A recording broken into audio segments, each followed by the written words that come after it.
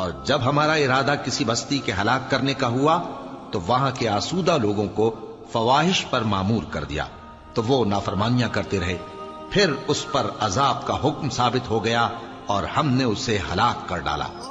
اور ہم نے نوح کے بعد بہت سی امتوں کو ہلاک کر ڈالا، اور تمہارا پروردگار اپنے بندوں کے گناہوں کو جاننے اور دیکھنے والا کافی ہے۔ جو شخص دنیا کی آسودگی کا خواہش مند ہو تو ہم اس میں سے جسے چاہتے ہیں اور جتنا چاہتے ہیں جلد دے دیتے ہیں، پھر اس کے لیے جہنم کو ٹھکانہ مقرر کر رکھا ہے، جس میں وہ نفرین سن کر اور درگاہ الہی سے راندہ ہو کر داخل ہوگا۔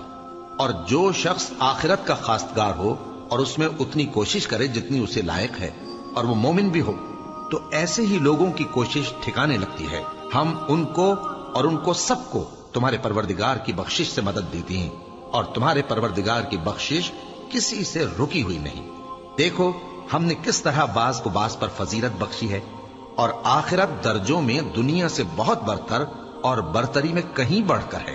اور اللہ کے ساتھ کوئی اور معبود نہ بنانا کہ ملامتیں سن کر اور بے کس ہو کر بیٹھے رہ جاؤ گے۔